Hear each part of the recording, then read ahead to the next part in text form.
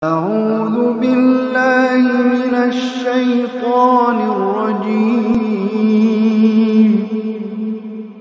بسم الله الرحمن الرحيم. Kita akan masuk teman-teman sekalian di siang hari ini lanjutannya di poin 24, pelanggaran ke-24, menyedikitkan kelahiran atau bahkan tidak mau punya keturunan ya. Dan berusaha membatasi keturunan tanpa ada darurat seperti sakit atau tidak mampu merawatnya yang dapat menyebabkan berkurangnya jumlah kaum muslimin. Udah saya satu anak aja deh, gak usah lebih-lebih, nanti badan saya rusak misalnya gitu kan.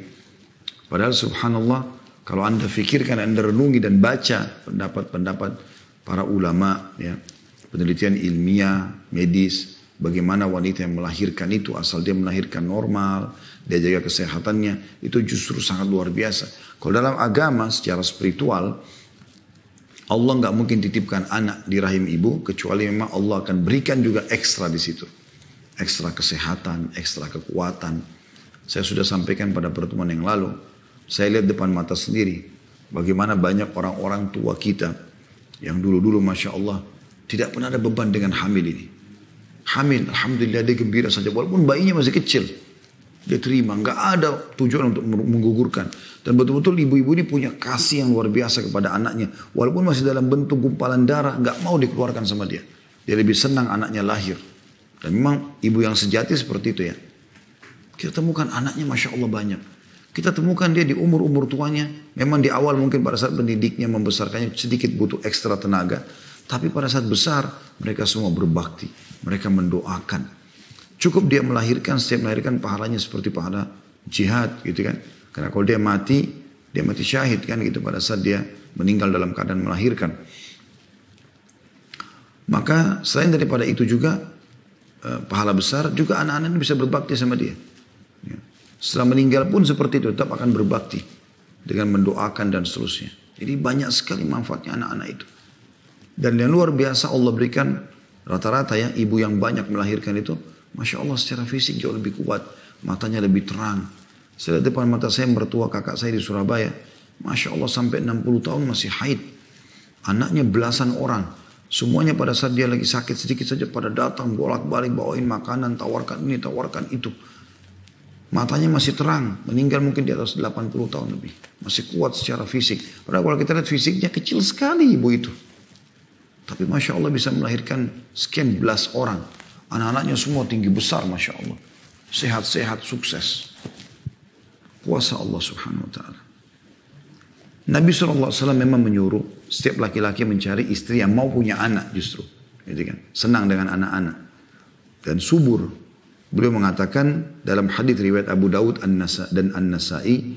Tazawwajul wadudal walud. Fa inni mukathirum bikum. Menikahlah dengan wanita yang penuh kasih lagi banyak anak. Karena sungguhnya aku akan membangga-banggakan jumlah kalian. Maksudnya pada hari kiamat. Riwayat lain aku akan bangga-bangga kalian di depan umat yang lain. Teman-teman sekalian di sini ada diambil juga sebuah kesimpulan sederhana. Yaitu memang subhanallah wanita yang penuh dengan kasih sayang bisa terlihat justru karena banyak anaknya. Kecuali dia mandul berbeda. Tapi kalau ada wanita selalu gembira dengan hamilnya berarti orang ini penuh kasih sayang. Karena ini dalam hadis dua kata ini disambung oleh Nabi SAW. Al-waduda penuh kasih, al-walud yang banyak anak. Karena memang subhanallah yang banyak anaknya itu penuh dengan kasih sayang karena dia diuji kesabarannya. Gitu kan. Kalau dia balas dengan kasih sayangnya sampai saya jelaskan kemarin bagaimana kisah seorang ibu yang bawa dua anaknya ke hadapan Aisyah radhiyallahu anha, kemudian Aisyah mengatakan aku tidak punya kecuali 3 butir kurma yang aku berikan kepada mereka. Ibu ini ambil satu, anaknya masing-masing satu. Rupanya sambil asyik ngobrol, anaknya dua-dua sudah menghabiskan kurmanya. Lalu minta kepada ibunya kurma ibunya. Maka ibu itu pun kata Aisyah membagi 2 kurma yang dia miliki walaupun dia belum memakannya sedikit pun, lalu dia berikan kepada anaknya. Kemudian aku pun kagum dengan itu lalu aku melaporkan kepada Nabi SAW. Aku ceritakan kepada Nabi SAW, kata Nabi, perbuatan ibu itu cukup membuatnya masuk ke dalam surga. Mendahulukan anak saja. Berapa banyak orang antara kita teman-teman sekalian luar biasa pelitnya. Jadi kalau ada buat masakan, Masakan itu khusus buat, ini buat ibu ya, jangan sentuh. Ini buat ayah ya, awas. Luar biasa. Ini buah-buahan buat ini dan itu. Kenapa begini? Harusnya kita perlu dengan kasih sayang gitu kan. Maka seperti yang disampaikan oleh Nabi SAW. Tentu kita masih baca dulu poin-poin ini ya. Nanti akan saya lebih jelaskan lebih jauh dalam syarah insya Allah. Lalu beliau bertanya penulis ini, mengapa takut dan mengurangi kelahiran? Tanda tanya. Apakah engkau takut fakir? Tanda tanya. Apakah engkau takut tidak mendapatkan apa yang dimakan dan diminum oleh mereka? Tanda tanya. Zat Allah subhanahu wa ta'ala yang telah memberimu rezeki akan memberi rezeki kepada mereka. Dan zat yang telah memberimu makan dan minum akan memberimu makan dan minum. Dia Azza wa Jal yang maha mulia dan maha tinggi berfirman, A'udzubillahi minasyaitonirrajim dalam surah Al-Ankabut ayat 60. Wa ka'ayyim min dabbatin la tahmilu rizqaha Allahu yarzuquha wa iyyakum. Saya ulangi ayatnya. Wa ka'ayyim min dabbatin la tahmilu rizqaha Allahu yarzuquha wa iyyakum. Dan berapa banyak binatang yang tidak dalam kurung dapat membawa dalam kurung mengurus rezekinya sendiri. Allah lah yang memberi rezeki kepadanya dan kepadamu. Ataukah mungkin sebabnya ialah khawatir banyak melahirkan akan merusak badan, kecantikan dan kelembutan seperti yang ditebarkan oleh musuh Islam? Tanda tanya. Lalu ingatlah, wahai saudariku, jika manusia telah mati, maka terputuslah amalnya kecuali 3 perkara. Di antaranya adalah anak soleh yang senantiasa mendoakannya. Jika engkau memiliki sejumlah anak dan berusaha untuk mendidik dan mengajarkannya tentang agama Islam, maka engkau akan memetik buah perbuatan ini di masa datang. Nabi SAW bersabda, khairu nisaikumul waludul wadud al-muwasiyatul muatiyah idza taqaina Allah wa syarru nisaikumul mutabarrijatu wal mutakhayyilatu wa hunnal munafiqat la yadkhulul jannata minhunna illa mithlul wurabil a'sam. Sebaik-baik wanita kalian adalah yang banyak anak, penuh kasih. Ini tadi saya bilang partner ini ya. Tanda-tanda bentuk kasihnya ibu itu sangat luar biasa adalah senang dengan anak-anak. Al-mawasiyah al-mawati'ah. Ya. Di sini yang dimaksud dengan ada footnote nomor 4 ya. Kalau yang pegang bukunya di halaman 51. Mawasiyah ialah wanita yang membantu suaminya atas perkara dunia dan akhirat. Sibuk. Suaminya selalu dilayani terus. Urusan dunianya apa nih? Makanannya, bajunya, apa saja biologisnya. Dia sibuk dengan itu. Habisin waktu untuk itu. Itu namanya al-mawasiyah. Dan al-mawatiyah. Al-mawatiyah. Ya. Yang dimaksud itu adalah lanjutannya di footnote. Ialah wanita yang menaati suaminya dalam perkara yang diperintahkan kepadanya selain kemaksiatan kepada Allah. Selalu suaminya bilang apapun, ya, iya, semuanya iya. Ini wanita terbaik. Jadi 4 cirinya. Al-waludu. Ya, banyak anak. Al-wadud. Penuh kasih dan cinta. Selalu mengalah, memberi. Yang ketiga. Al-mawasiyah. Tadi. Wanita yang selalu membantu suami dalam urusan dunia juga urusan akhiratnya. Ya, apapun yang dia bisa dukung, dia dukung. Gitu kan. Dia berikan. Yang keempat, al-mawatiyah. Yaitu yang selalu patuh pada suaminya kalau diperintahkan, yang penting bukan maksiat. Idza taqaina Allah. Jika mereka bertakwa kepada Allah. Artinya mereka lakukan itu karena Allah SWT yang perintahkan. Dan seburuk-buruk wanita kalian sebaliknya. Ialah wanita yang menampakkan perhiasannya dan sombong. Dan mereka adalah wanita munafik. Tidak ada yang masuk surga di antara mereka kecuali seperti burung gagak yang a'sam. Ada footnote nomor 5, hadis itu terriwayatkan Baihaqi, yaitu yang merah paru dan kedua kakinya. ini adalah kinaya atau bahasa kiasan tentang sedikitnya orang yang masuk surga dari kaum wanita model demikian. Ya, maksudnya burung gagak itu ternyata hampir sama semua. Hitam bulunya kan. Tapi yang ada warna merah di dadanya gitu kan. Dan di bagian kakinya itu hitungan jari. Mungkin 1-2 gitu. Artinya sangat sedikit mereka yang masuk ke dalam surga. Mungkin yang sempat taubat sebelum meninggal misalnya. Ya, itu masuk surga.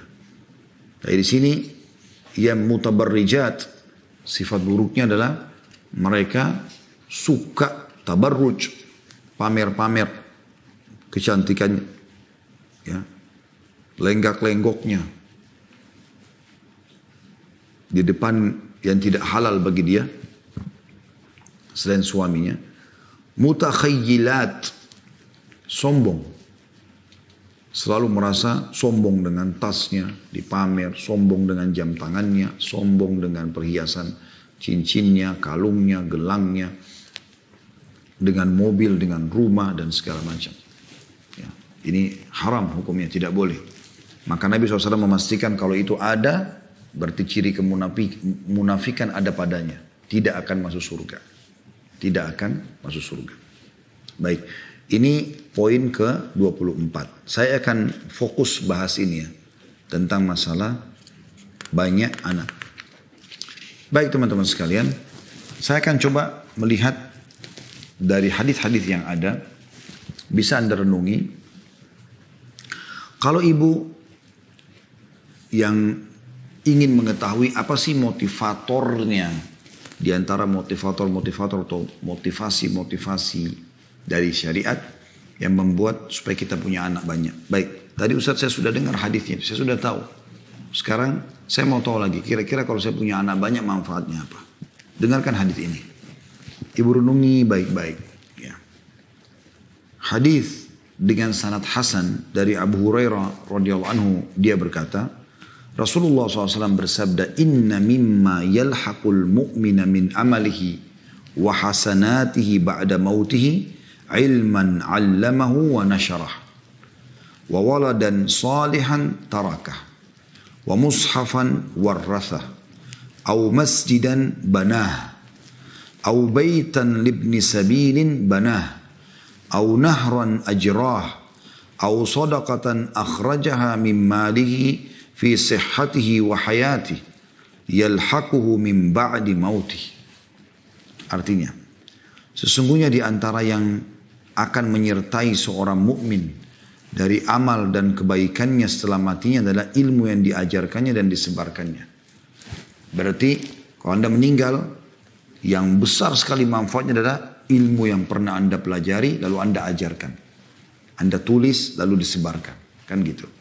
Ini besar sekali faedahnya. Ini amal jariah yang paling besar. Kenapa? Karena pada saat Anda ngajarkan sesuatu pada orang, walaupun dia belum amalkan, minimal dia sudah punya ilmunya. Dia bisa amalkan setiap saat. Apalagi kalau dia amalkan, lalu dia ajarkan. Berapa banyak teman-teman anak kecil yang kita ajarkan ilmu agama, atau seseorang teman, kita tidak pernah sangka ternyata menjadi ulama besar. Abu Hanifah rahimahullah, itu bukan seorang alim awalnya. Seorang pengusaha, pedagang sutra. Awal beliau mau belajar agama itu di umur 30-an lebih umurnya. Jadi bukan seperti Imam Syafi'i, Imam Ahmad, Imam Malik yang memang dari kecil sudah hafid Quran dan segala macam. Beliau punya kisah sedikit unik. Beliau masuk masjid sholat, ternyata sholatnya salah. Ada satu orang yang tegur. Tadi sholatnya itu salah, harusnya begini. Kata Abu Hanifah rahimahullah, saya jadi malu di umur begini masa sholat saja masih salah. Mulai sejak itu dia fokus menuntut ilmu, belajar. Tidak ada kata terlambat. 30 atau 35 tahun umurnya. Dia belajar sampai teman-teman menjadi ulama madhab. Abu Hanifah ini madhabnya perlu Anda tahu, atau apa yang beliau ajarkan ya, diterapkan mayoritas muslimin yang ada di Eropa, termasuk Turki. Yang ada di India, di Pakistan, ya, itu diamalkan. Saya juga tahunya di beberapa negara yang kita minoritas kayak di Hong Kong, di Cina, di Taiwan, di Korea ini mayoritasnya pakai madhab Hanafiyah, orang kaum musliminnya. Ya. Berapa banyak orang yang ambil manfaat dari beliau? Tahukah Anda teman-teman sekalian? Dia menghafal Sebagaimana Imam Ahmad mengatakan untuk menjadi imam madzhab itu harus menghafal kurang lebih 500.000 hadis. Ini bukan hal yang ringan, gitu kan. Maka beliau sudah menghafal sekian banyak. Al-Quran sudah dihafal, hadis-hadis ratusan ribu dihafal. Jadi ulama besar. Pernah nggak teman-teman sekalian orang yang menegur sholatnya Abu Hanifah tadi, sehingga Abu Hanifah termotivasi untuk jadi orang baik, berpikir kalau ini akan menjadi ulama besar nantinya? Dan pernah nggak dia berpikir kalau apa yang dia ingatkan, tegur sedikit ilmu tentang sholat ke satu orang itu, ternyata membuat hampir seluruh Eropa sekarang orang muslimnya menerapkan madhabnya Abu Hanifah. Dan orang itu juga panen pahala. Dia nggak pernah pikir. Ilmu itu besar sekali manfaatnya. Kemudian setelah ilmu langsung, Nabi SAW sebutkan apa? Anak soleh yang ditinggalkannya. Nah ini jadi saksi bahasan kita. Anak soleh. Ibu punya anak, ibu didik dalam keadaan faham agama, menjadi anak soleh. Masukkan ke sekolah Islam, ikutkan tahfidz Quran, masukkan pesantren. Pokoknya si ibu jadi ulama. Anda meninggal, dia jadi anak soleh, dia sholat, dia tutup aurat, dia ibadah segala macam, Anda panen pahala. Itu datang langsung amal terbaik setelah ilmu agama. Itu manfaatnya. Itu kalau Anda punya anak 1, kalau Anda punya anak 5, kalau Anda punya anak 10. Bukan Anda bilang, tapi kan Ustaz repot ini. Anda jangan bilang repot kalau Anda belum coba gitu. Saya termasuk praktisi, Allah amanahkan cukup banyak anak, alhamdulillah. Tapi saya coba mendidik mereka, coba ikutkan tahfidz Quran, coba ini, coba itu. Bisa? Insya Allah bisa. Saya tahu ada seseorang di Sulawesi Selatan, Masya Allah anaknya sekian banyak, belasan orang, semuanya jadi Masya Allah ustadz, perempuan ustadzah, ada yang hafidzah Quran, menikah juga dengan para da'i-da'i dan da'iyah. Bus bentuk komunitas pesantren yang sangat besar. Masya Allah berkah. Allah berikan anak. Imam Ahmad rahimahullah seingat saya itu kalau tidak salah punya anak 10 atau lebih anak. Semuanya jadi anak-anak yang baik. Kan bisa kalau mau. Ya sekarang Anda jangan berikan pilihan kepada anak. Jangan bilang nak mau sekolah apa. Itu yang awal permulaan rusaknya pendidikan anak di situ. Karena kalau ada temannya di sekolah bilang saya nanti kalau besar mau jadi pilot. Dia pun ikut mau jadi pilot. Jadi harapan Anda dia menjadi amal jariah nanti. Dalam arti kata hafidz Quran atau hafidz Quran hilang. Jadi jangan berikan pilihan kepada anak. Saya kan pernah bilang dalam pendidikan anak jangan pernah berikan pilihan. Jadi biarkan kita yang memilihkan buat dia. Bagaimana bisa masuk akal teman-teman sekalian? Anda sebagai ayah berumur 35 tahun, istri Anda 30 tahun, kemudian cari sekolah buat anak yang 7 tahun. Pergilah membawa anak ke satu atau 2 sekolah, satu temboknya hijau, satu temboknya biru. Kemudian Anda sudah tahu ini, kurikulumnya apa, biayanya berapa, jarak dari rumah berapa jauh. Terus Anda tanya anak Anda, mau sekolah di mana nak? Kebetulan anak Anda suka warna biru. Lalu dia mengatakan, yang warna biru aja ya. Lalu kemudian yang lucunya, si ayah yang 35 tahun dan ibu yang 30 tahun ikut saran anak 7 tahun. Tidak ngerti kurikulum, tidak ngerti biaya, tidak ngerti jarak. Kan gak masuk akal itu. Nah ini banyak terjadi. Nak mau pakai baju apa? Kenapa harus tanya anak mau pakai baju apa? Belikan baju, nak pakai ini. Jadi dia terbiasa terdidik patuh dan bakti sama orang tuanya. Saya teman-teman termasuk yang merasakan besar sekali manfaatnya hal seperti ini. Karena sampai sekarang setelah saya umur 45 tahun pun, alhamdulillah saya nggak pernah lepas selalu komunikasi dengan orang tua saya. Sampai hari ini ayah saya, semoga Allah jaga beliau, selalu saya komunikasi, telepon-teleponan, ngobrol dan seterusnya. Bertanya, sebab saya merasa selalu butuh sama beliau. Itu yang kita harapkan. Saya menganggap seorang ayah yang sukses dan ibu yang sukses mendidik anak adalah yang jelas-jelas dia si ayah ini dia pakai baju apa, cara jalannya, cara ngobrolnya, bahkan status pendidikannya pun ya itu diikuti oleh anak laki-lakinya. Seorang ibu yang sukses adalah ibu yang anak perempuannya persis seperti dia. Pernah nggak ibu-ibu lihat ada satu orang ibu duduk di sebelahnya anak perempuannya persis seperti ibunya. Bajunya, cara ngomongnya, cara duduknya, ibunya berdiri dia ikut, pergi kemana dia ikut. Itu baru the best. Dia berhasil membentuk anaknya seperti yang dia mau. Kan enak sekali teman-teman. Kalau apa yang kita sedang bina, didik, ya, naungi, jalan seperti yang kita mau.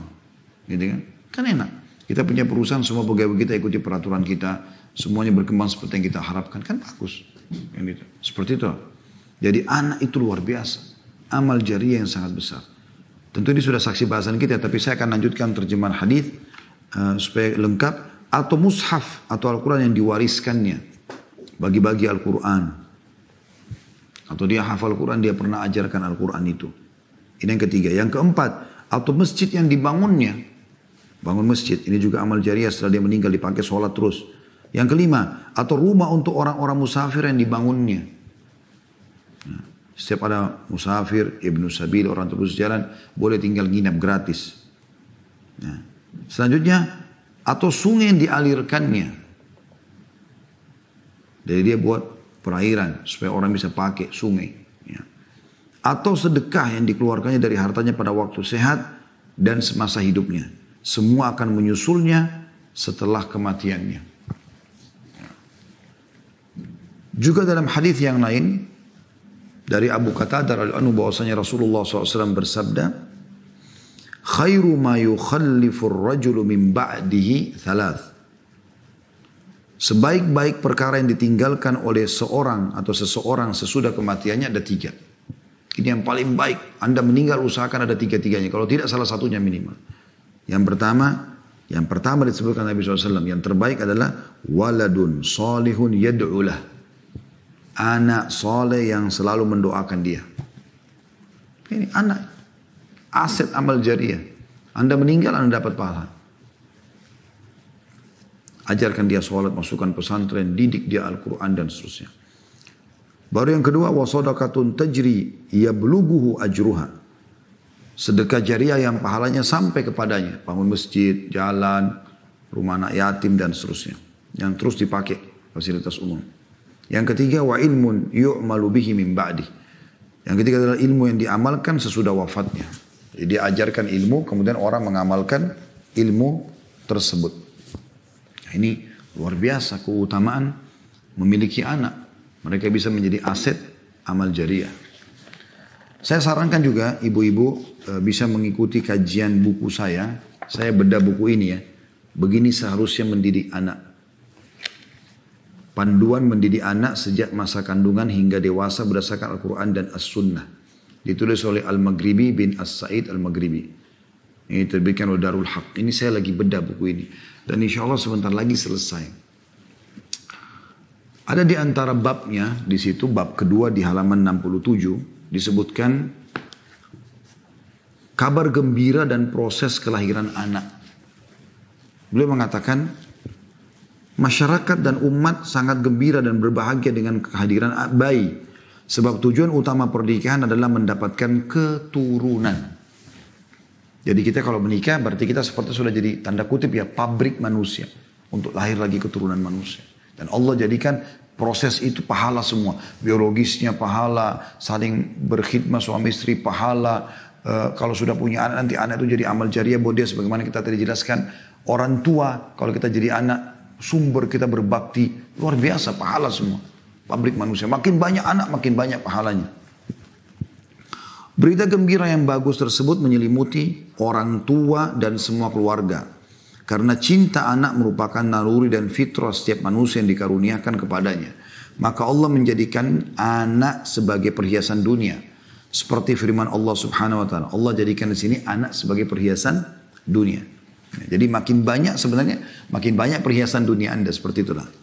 Dalam surah Al-Kahfi ayat 46 Allah berfirman, silakan tentu ibu-ibu dan teman-teman yang mengikuti acara kita ini membuka di aplikasi Al-Quran di handphonenya. Kalau bisa ya, Al-Kahfi 46. A'udzubillahi minasyaitonirrajim. Anak-anak termasuk perhiasan dunia. Al-malu wal banuna zinatul hayatid dunya wal baqiyatus salihatu khairun 'inda rabbika thawaban wa khairun amala. Harta dan anak-anak adalah perhiasan kehidupan dunia. Tetapi amal-amal yang kekal lagi soleh adalah lebih baik pahalanya di sisi Tuhanmu. Serta lebih baik untuk menjadi harapan. Anak merupakan kabar gembira yang sangat menyenangkan. Yang disampaikan kepada para rasul dan nabi alaihi wassalatu wassalam. Allah Ta'ala berfirman. Dalam surah Al-Imran ayat 39. Bunyinya a'udzubillahi minasyaitonirrajim. Jadi ini para nabi-nabi pun orang-orang pilihan Allah SWT gembira dengan adanya anak-anak mereka. Bahkan ini berita yang paling menggembirakan bagi mereka pada saat para malaikat menyampaikan kalau mereka akan punya keturunan. A'udzu billahi minasyaitonir rajim. Fanadathul malaikatu wa huwa qa'imun yusalli fil mihrab. Fanadathul malaikatu wa huwa qa'imun yusalli fil mihrab anna Allah yubashshiruka bi Yahya musaddiqan bi kalimatin minallahi wa sayyidan wa hasuran wa nabiyyan minas salihin.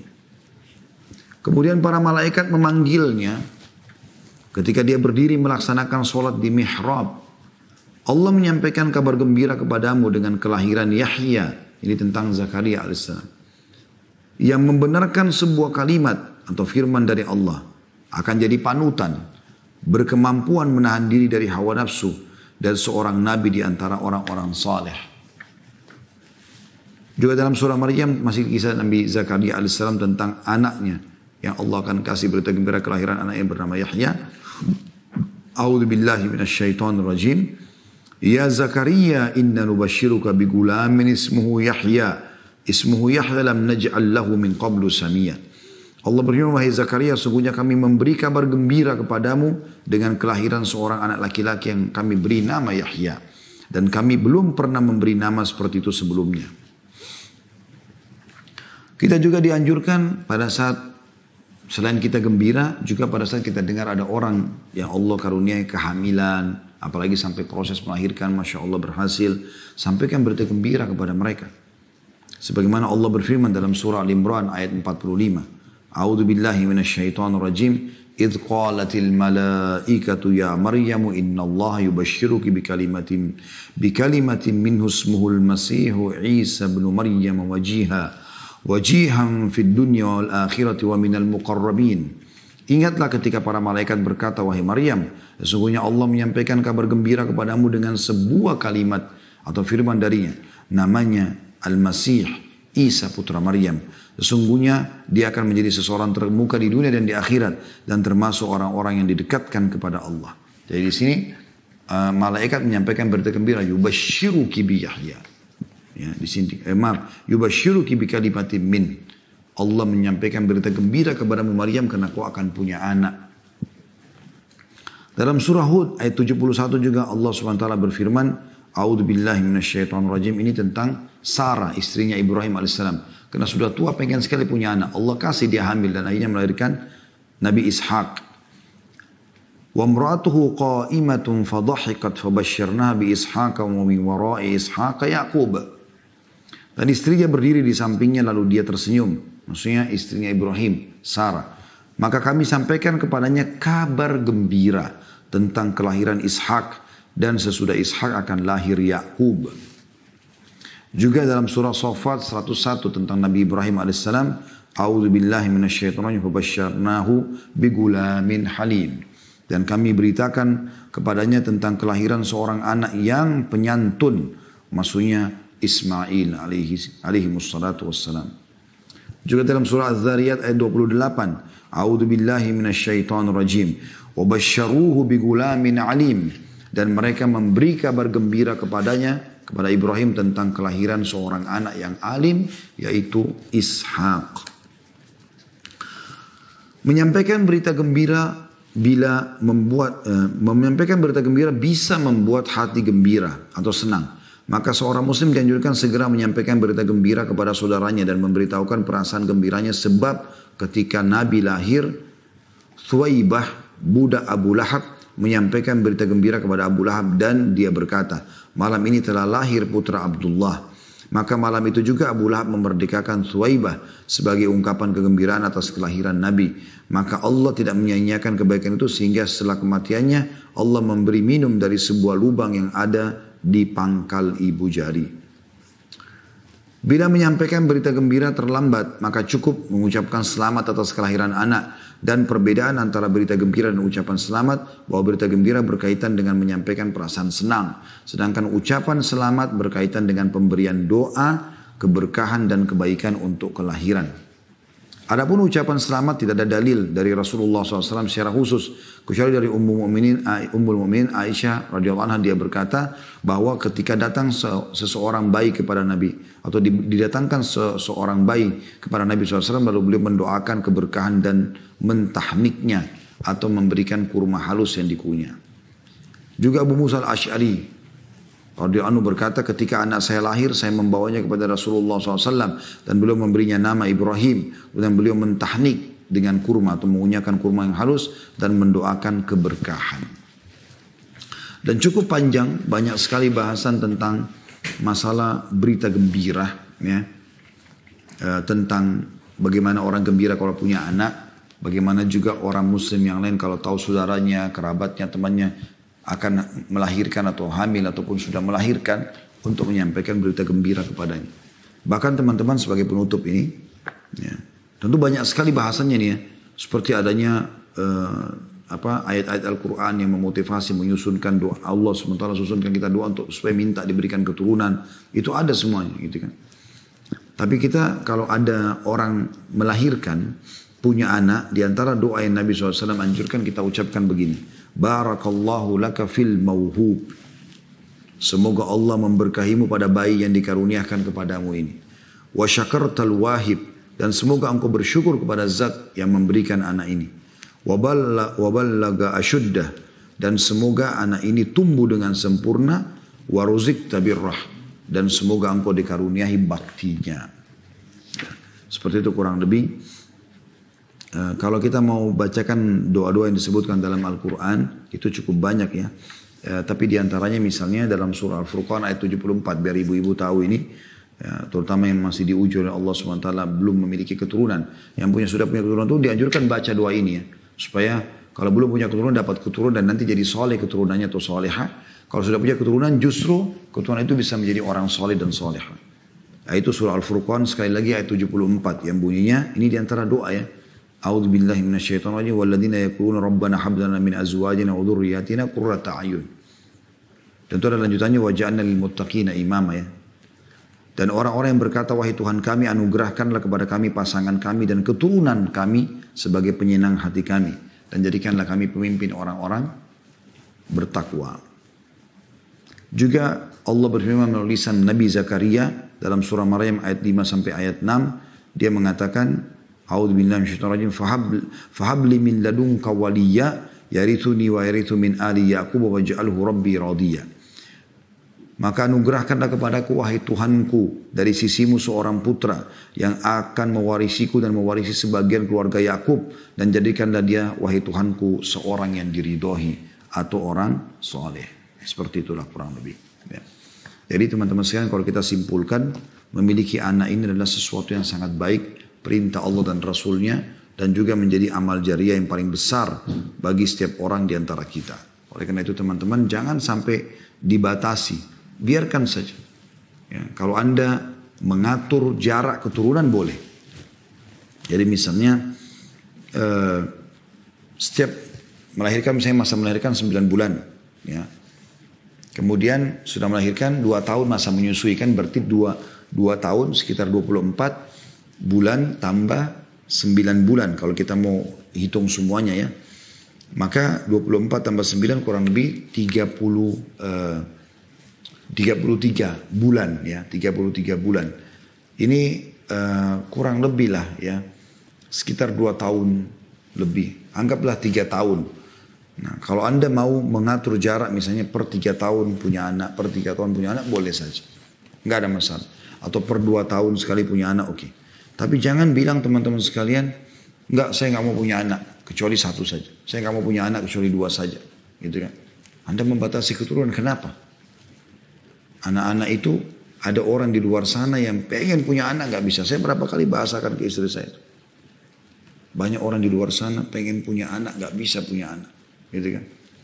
Sampai saya pernah bercanda sama istri saya katakan kalau seandainya kamu berat melahirkan ya, dan bisa ditukar selang-seling kamu melahirkan, saya juga melahirkan, saya akan mau melahirkan. Cuma memang Allah SWT tidak kasih laki-laki melahirkan. Maka saya tinggal bertugas untuk mengurus pada saat kamu hamil, melahirkan, dan juga anak-anak ini menjadi tanggung jawab saya. Kan gitu. Jadi kecuali itu ada udzur syar'i, misalnya ibu-ibu mungkin sudah disteril, nggak bisa lagi punya anak, atau mungkin ada masalah. Ini kan jarang terjadi di sebagian orang, kalau hamil mungkin anaknya cacat dan segala macam. Itu mungkin berbeda. Kalau seperti ini mungkin. Tapi selain daripada ini, Maka anjuran dalam syariat untuk memperbanyak keturunan. Allahu a'lam.